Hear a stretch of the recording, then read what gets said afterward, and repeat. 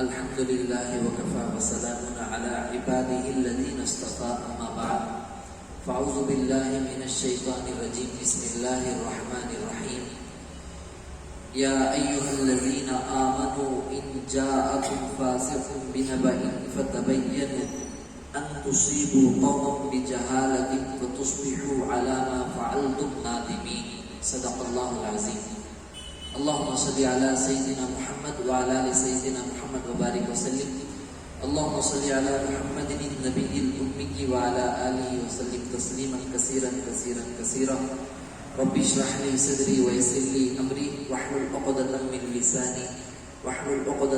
لساني يفقهوا قولي اللهم صل على سيدنا محمد وعلى آل سيدنا محمد وبارك وسلم. محترم معزز سامعین اکرام، ابھی آپ لوگوں کے روبرو خطبے کے آخر میں قرآن مجید کی سورہ حجرات کی ایک آیت میں نے پڑھا ہے. یہ بہت ہی اہم موضوع ہے. جیسا کہ گزشتہ مجلس میں ہم نے بتایا تھا کہ وقتاً فوقتاً ضروری چیزوں کو انشاءاللہ ایک مجلس میں آپ لوگوں کی خدمت میں رکھیں گے. خاص کر اس کا مقصد جو ہے ہمیں اس کے اندر اپلوڈ کر کے ہمارے چینل میں ڈالنا ہے تاکہ جو بھی وہ باتوں کو سنیں، چاہنے والے غیر چاہنے والے سب ان باتوں کو سامنے رکھ کر اپنی زندگی کو بدلنے کا ایک ذریعہ بنے. بس یہی مقصد ہے. ابھی جو آیت کا انتخاب میں نے کیا ہے، ذرا دل کے کانوں سے سننا. اس آیت پر آج کے دور میں بالکل الٹا عمل ہو رہا ہے. اس آیت میں میرے اور آپ کے آقا صلی اللہ علیہ وسلم کا جو واقعہ پیش آیا ہے ایک صحابی کے ساتھ، اور اللہ تعالیٰ نے اسے مکمل طور پر واضح کر دیا کہ کیا کرنا ہے کیا نہیں کرنا ہے. تو آج کے دور میں 100% اس کے برعکس ہی کام عمل ہو رہا ہے. اور یہ بات بھی یاد رکھیں، خاص کر ذکر کے مجالس میں، خانقاہوں کی مجلسوں میں ایسے ضروری باتوں کو سامنے رکھا جاتا ہے تاکہ آدمی آنے والا اپنی زندگی میں ٹٹول کر اگر ایسی خرابی میرے اندر ہے تو میں اسے دور ہو جاؤں. مقصد یہ ہوتا ہے. ابھی جو آیت پڑھی گئی اس کا ترجمہ پہلے سن لیجئے. اللہ تعالیٰ ارشاد فرماتے ہیں، یا ایھا الذین آمنوا، اے ایمان والو، ان جاءکم فاسق بنبأ فتبینوا، اگر کوئی فاسق آدمی کوئی خبر لے کر آئے تو تم تحقیق کر لو، اچھی طریقے سے اسے جانچ لو، اچھی انکوائری کر لو. پھر آگے فرمایا تحقیق نہیں کر لو گے، یعنی سن کر فوراً فیصلہ کر دو گے، تم کسی قوم کو نقصان پہنچاؤ گے لا علمی کی وجہ سے. ہمیں سن لیے ایک بات، فوراً فیصلہ کر دیے تو یہ فیصلہ جو ہے قوم کے لیے نقصان دہ بنے گا. فوراً فیصلہ کرنا نہیں ہے. علامہ فتصبحوا علی ما فعلتم نادمین، لا علمی کی وجہ سے جو تمہیں کسی قوم کو نقصان پہنچاؤ گے، پہنچا دینے کے بعد کیا ہوگا؟ پھر بعد میں تم ندامت کا سامنا کرنا پڑے گا، شرمندگی کو سامنا کرنا پڑے گا. ارے کئی کو تو کر دیا میں، کئی کو تو ایسا بول دیا، مجھے نہیں کرنا چاہیے تھا. یہ موٹا موٹا ترجمہ میں آپ کے سامنے رکھا. اصل بات کہاں سے شروع ہوتی ہے اس آیت کے بارے میں؟ سب سے پہلے سن لیجیے. اگر ہم میں سے گھر کے معاملے میں، دین کے معاملے میں، مدرسے کے معاملے میں، مساجد کے بارے میں، امام کے بارے میں، مؤذن کے بارے میں، کسی عالم کے بارے میں، کسی شیخ کے بارے میں کہ اپنے بھائی کے بارے میں، بہن کے بارے میں، ماں باپ کے بارے میں، کاروبار کے کون سے لائن سے بھی ہو، کوئی آدمی آ کر کچھ نہ کچھ خبر دیتا ہے تو فوراً اسے ہمیں متاثر ہو کر اسے عمل میں لانا نہیں ہے۔ اس آیت میں وہی سکھایا جا رہا ہے، عمل میں مت لاؤ، پہلے اس کی خبر کی تحقیق کرو، کیا یہ بات صحیح ہے غلط ہے، اس کی اس کی تحقیق کر لو، اچھی طریقے سے جانکاری کر لو۔ اگر ایسا کیے بغیر تمہیں فیصلہ کر دو گے تو بہت بڑا سامنا، شرم کی صورت کو، شرمندگی کی صورت کو سامنے ہمیں دوسروں کے سامنے پیش کرنا پڑے گا۔ آج یہی ہو رہا ہے، کوئی اچھی طریقے سے مل کر ہے تو فوراً بیچ میں جا کر ایک دوسرے کے بارے میں کان بھر دیتے ہیں۔ اب انہیں دوسرے مل کر رہنے والا فوراً وہاں سے کیا ہوگا؟ شک پیدا ہوگا، سب سے پہلے شک، ڈاؤٹ آئے گا۔ یہ ڈاؤٹ کیا کرے گا؟ دونوں کو توڑ دے گا۔ باپ بیٹا اچھی طرح مل کر ہے، باپ کے کان میں جا کر تیرا بیٹا یہ کر رہا ہے، کوئی دشمن جا کر بھر دیا تو بیٹے کے اوپر باپ کا بھروسہ اڑ جائے گا۔ باپ کے بارے میں جا کر بیٹے کو کان کوئی بھر دیا، بیٹا جو ہے سامنے رہے گا لیکن پیچھے پورے الٹے کام کر کر انہیں اور زیادہ الٹا بن کر ہی پیش کرے گا اپنے آپ۔ میاں بیوی اچھے رہتے ہیں، اچانک اس بیوی کے کان میں کوئی بری سوچ رکھنے والی عورت، کوئی اس کی فرینڈ کچھ نہ کچھ برا بھر دی، انہیں فوراً اس باتوں کو انہیں متاثر ہو کر لے لی، تو یہاں شروع ہو گیا شوہر کی اور میاں بیوی کے درمیان میں انبن۔ اس لیے کوئی بھی بات کسی بھی لائن سے ہو ہمارے سامنے آئے تو سب سے پہلے یہ سوچو یہ بات کی تحقیق میں کس سے کروں، کیا یہ صحیح ہے غلط ہے۔ ہاں، یہ موٹی مثال بتاتے ہیں ہمارے آقا بھی، کوئی آ کر کسی کے بارے میں ہمارا کان بھرتا ہے تو کیا بھروسہ اس آدمی پر کہ انہیں دوسروں کے پاس جا کر ہمارے بارے میں بھی کان بھرے گا۔ یہ 100% ہوتا ہے۔ کوئی آدمی کسی کے بارے میں آ کر ہمارے کو بولتا ہے تو یہ ضرور انہیں جو ہے ہمارے بارے میں جا کر پھر دوسروں کو ضرور بولے گا۔ تو آسان طریقہ کیا ہے؟ ایک کان سے سننا ہے، دوسرے کان سے چھوڑ دینا ہے، یہ بہترین طریقہ ہے۔ یہ آیت کیوں اتری اور کیا بھول ہو گئی تھی؟ ایک واقعہ پیش آیا، میرے اور آپ کے آقا تاجدار مدینہ احمد مجتبی محمد مصطفیٰ صلی اللہ علیہ وسلم مدینہ منورہ میں تھے، تو آپ صلی اللہ علیہ وسلم کے ازواج مطہرات میں سے ایک کا نام یہ ہے ام المؤمنین حضرت جویریہ رضی اللہ تعالیٰ عنہ۔ آپ صلی اللہ علیہ وسلم کے ازواج مطہرات میں سے ایک ہے حضرت جویریہ رضی اللہ تعالیٰ عنہ، جویریہ بنت حارث رضی اللہ تعالیٰ عنہ۔ یہ حارث کون ہے؟ حضرت جویریہ رضی اللہ تعالیٰ عنہ کے انہا کے جو باپ ہیں، والد صاحب، ان کا نام ہے حارث بن زرار۔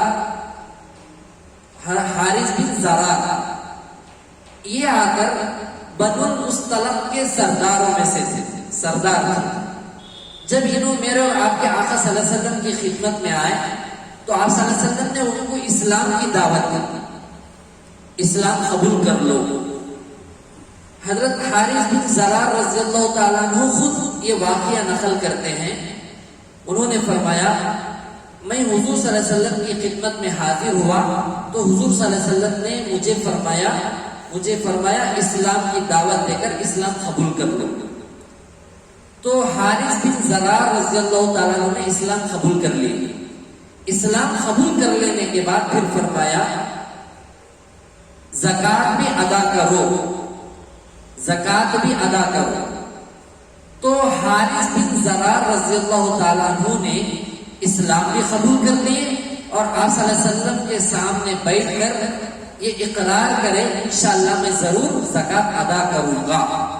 یہ وعدہ کر کر جانے کے وقت میں فرمایا اے اللہ کے رسول صلی اللہ علیہ وسلم میں جا کر اپنے قبیلے والوں کو بنو المصطلق کو اسلام کی دعوت دوں گا، وہ میری بات نہیں ٹالیں گے، وہ اسلام قبول کرنے کے بعد میں ان کو زکوٰۃ دینے کا بھی ان کو آرڈر کروں گا، حکم کروں گا، آپ کی بات ان کو پہنچا دوں گا، اور آپ جو ہے اپنی طرف سے ایک قاصد کو جو ہے میرے پاس فلانے تاریخ میں بھیج دیجئے، میں انشاءاللہ زکوٰۃ اکٹھا کر کے انشاءاللہ ان کو زکوٰۃ ادا کروں گا۔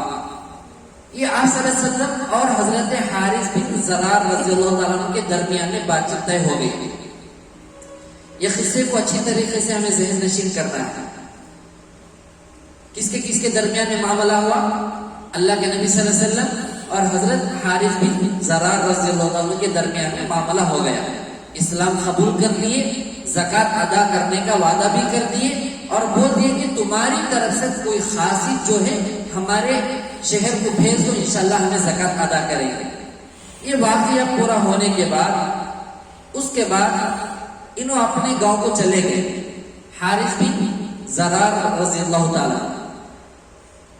اتفاق سے کیا ہوا، فلانے تاریخ میں آپ اپنے قاصد کو زکوٰۃ لینے کے لیے بھیجو جو طے کرے تھے، یہ تاریخ پار ہو گئی، اللہ کے نبی صلی اللہ علیہ وسلم جو ہے وہ تاریخ میں جو ہے قاصد کو نہیں بھیجے۔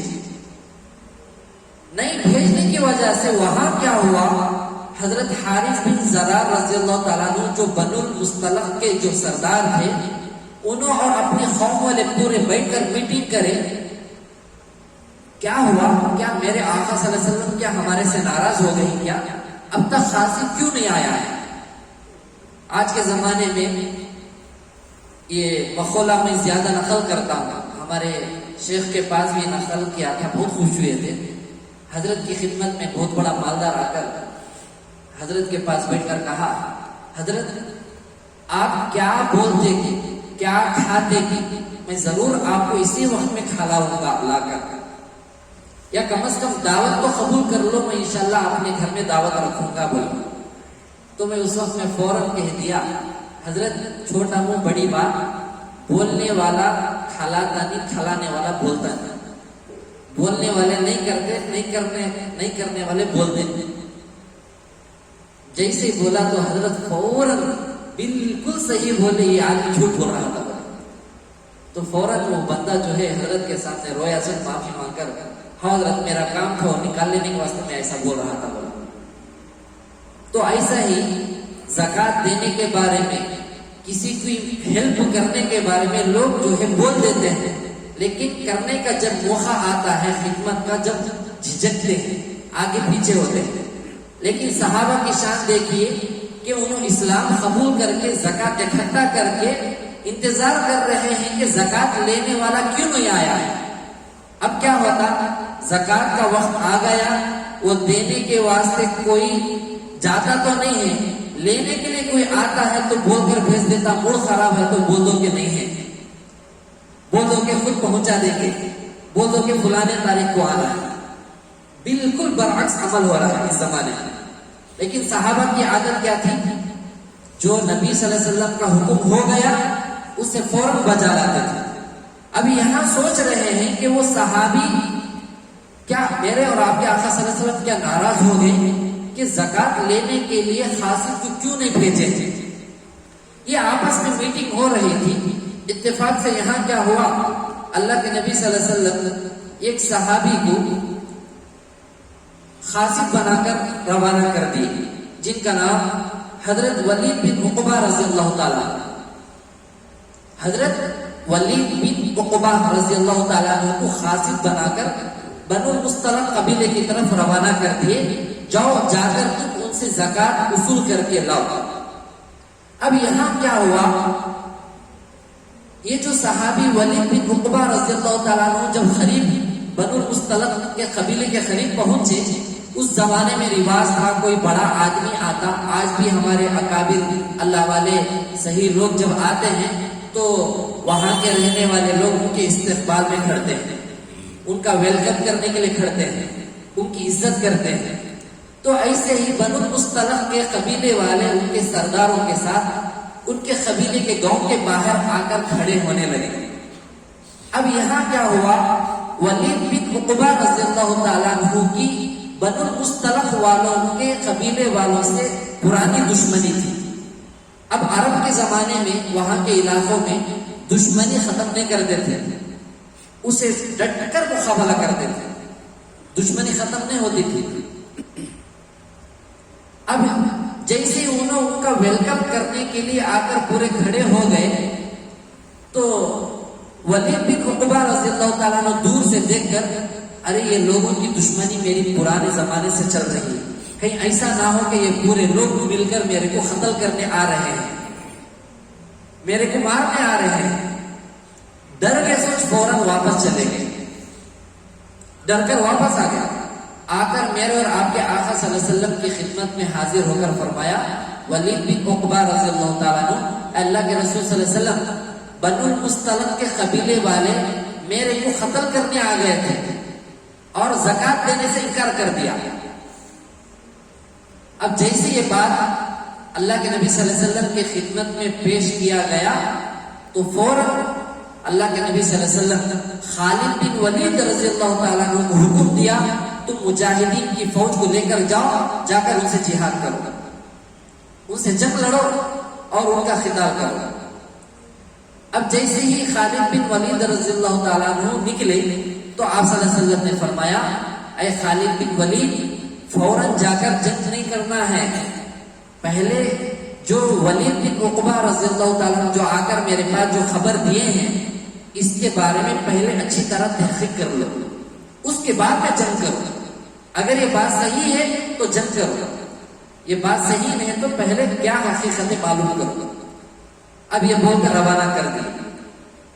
اب روانہ ہونے کے بعد وہاں کے بنو المصطلق کے قبیلے والے حضرت حارث بن زرار رضی اللہ تعالیٰ عنہ کے پورے مجمع کے ساتھ, پورے قبیلے والوں کے ساتھ مدینے کو آ رہے تھے, اس وجہ سے کہ ہمیں آقا صلی اللہ علیہ وسلم سے جا کر معافی مانگیں گے, اب تک آپ کا قاصد ہمارے پاس آیا ہوا نہیں ہے, کیا آپ ہمارے سے ناراض ہو گئی کیا, بول کر انہوں اچھی سوچ رکھ کر وہاں سے ان کی فوج نکلی, ان کا قبیلہ پورا لشکر نکلا.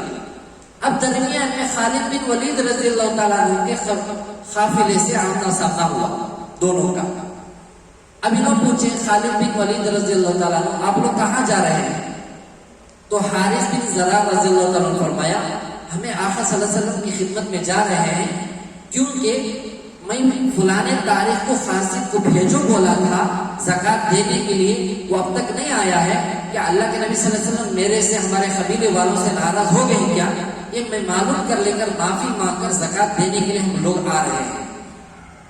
تو یہ بات جیسی سنی تو خالد بن ولید رضی اللہ تعالیٰ عنہ نے فرمایا, نہیں یہ خبر تو غلط ہے, ولید بن عقبہ کو تو قاصد بنا کر بھیج دیا گیا تھا, لیکن انہوں آ کر اللہ کے نبی صلی اللہ علیہ وسلم کے سامنے آ کر یہ بتائے کہ بنو المصطلق کے قبیلے والے میری پرانی دشمنی کی وجہ سے مجھے قتل کرنے آ رہے ہیں اور زکات دینے سے انکار کر دیں.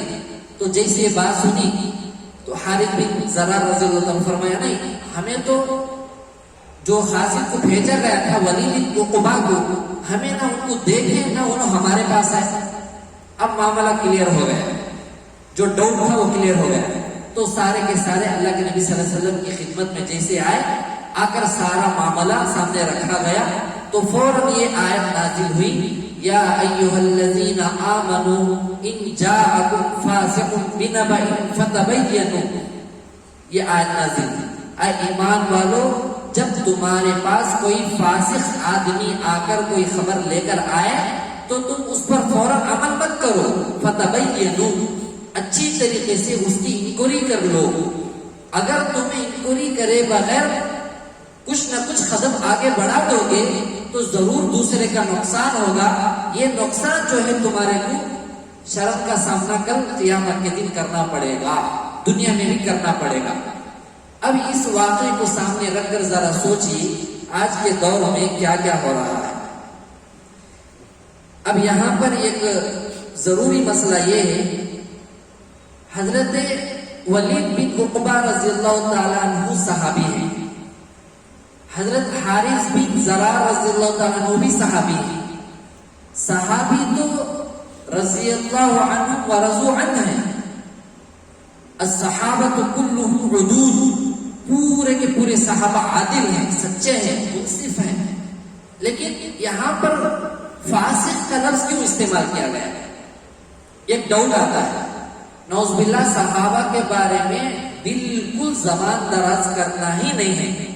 صحابہ پورے جنتی ہیں جن کے بارے میں قرآن کے اندر رضی اللہ عنہم ورضوا عنہ کا یہ پروانہ سنا دیا گیا ہے. تو صحابہ کے بارے میں نعوذ باللہ بالکل زبان درازی کرنا نہیں ہے. صحابہ کی ایک شان یہ ہے، یہ چیز معلوم نہیں تھی کر لیے، معلوم ہوگی تو فوراً زندگی پر ان چیزوں سے توبہ کر کے پاک ہو گئے صحابہ. لیکن ہمارے اندر فرق کیا ہے؟ معلوم ہو کچھ کر دیں، معلوم ہو کچھ کر دیں، لیکن مکمل طور پر اس سے ہمیں چھٹکارا نہیں پاتا. صحابہ کی یہ شان نہیں تھی. غلطی ہو گئی فوراً توبہ کر لی، ایسی توبہ کہ وہ تو جنتی ہے. تو اس لیے یہ لفظ فاسق کا جو لفظ ہے یہاں پر جو قرآن مجید میں آیا ہے، یہ امت کے لیے آیا ہے. صحابہ کے بارے میں تو ہم کچھ نہیں کہہ سکتے ہیں. یہاں پر یہ امت کو چوکنا رہنے کے لیے استعمال کیا گیا ہے. ایسا اگر آپ کے درمیان میں معاملہ پیش آیا تو ایسے وقت میں کیا کرنا ہے؟ تو اس لیے ہمیں اس شان نزول کو، آیت کو اور واقعے کو سامنے رکھ کر ہمیں بھی اپنی زندگی میں فوراً کوئی بات بول دیا فوراً اس پر عمل کرنا نہیں ہے. آج کا دور جو ہے، حضرت مولانا خلیل الرحمن سجاد نعمانی دامت برکاتہ، اللہ تعالیٰ حضرت کو جزائے خیر نصیب فرمائے، حضرت بارہا کہتے ہیں یہ زمانہ دجالی زمانہ ہے. ختم پر دجالی حرکتیں زور پر ہیں، عروج پر ہیں. تو ایسے وقت میں ہمیں سنبھل کر ختم رکھنا ہے. خاص بھائی رہتے آپس میں توڑ کو رکھ ڈالتے. اچھا دیندار بیچارہ نماز پڑھتا رہتا، اچانک اس کے سامنے ایسی حرکتیں کرتے، وہ بیچارہ مسجد کو آنے سے بیزار ہو جاتا ہے. اچھا کاروبار کر کے گھر میں ہنسی خوشی سے رہتا ہے، اچانک ایسی حرکت کرتے کہ وہ بیچارہ گھر سے ٹوٹ جاتا ہے. یہ سارے چیزوں کا جو وبال جو ہے جھوٹے لوگوں سے تعلق ہونے کی وجہ سے. اسی لیے کتابوں میں بات ملتی ہے، جو آدمی جھوٹ بولتا ہے اس سے دوستی نہیں کرنا چاہیے. جھوٹ بولنے والے سے دوستی کریں گے کبھی بھی ہمیں صحیح روٹ پر نہیں رہیں گے. یاد رکھیں، جھوٹا آدمی تو اسے تو جیسا کہ وہ گاڑی چلانے والا کیا کرتا ہے، منہ میں بھٹکا ڈالتا ہے، وہ بھٹکا نہیں ڈالا تو گاڑی برابر نہیں چلائے گا. بعضوں کو عادت ہوتی ہے، اس سے بھی بدتر اس کی عادت ہوتی ہے اسے جھوٹ بولے بغیر سکون نہیں ملتا ہے. ایک تو حدیث میں مسلمان جھوٹ نہیں بولتا، لیکن اب کا بازار آپ لوگ دیکھیے، آپ لوگ تو ماحول میں رہتے ہیں، ہمارے زیادہ جانتے ہیں کتنا اچھے طریقے سے جھوٹ بولتے ہیں لوگ. جھوٹ جو بولتا ہے اس سے دوستی ہرگز مت کیجیے، ورنہ ہماری زندگی برباد ہو جائے گی. یہ مثال دے کر میں یہ بات کہتا ہوں، کسی جگہ میں پڑھا تھا، مجھے یاد نہیں ہے حوالہ. آج کے زمانے میں دوست کے نام پر دھبا ہے. دوستی جو ہے نا یہ دھبا بن گئی ہے. اس کے اندر لکھا گیا تھا دوست جو ہے ہیرے کی مثال ہے، ڈائمنڈ ہیرے کی مثال ہے دوست. بھائی جو ہے سونے کی مثال ہے، گولڈ. سننا جسے کہتے ہیں، سونا سننا جسے کہتے ہیں، یہ بھائی کی مثال ہے. اب پوچھا گیا دوست ہیرے کی مثال ہے لیکن بھائی سونے کی مثال ہے، آخر یہ تو خونی رشتہ دار ہوا، اس کا درجہ کم کیوں ہوا؟ اس بزرگ نے فرمایا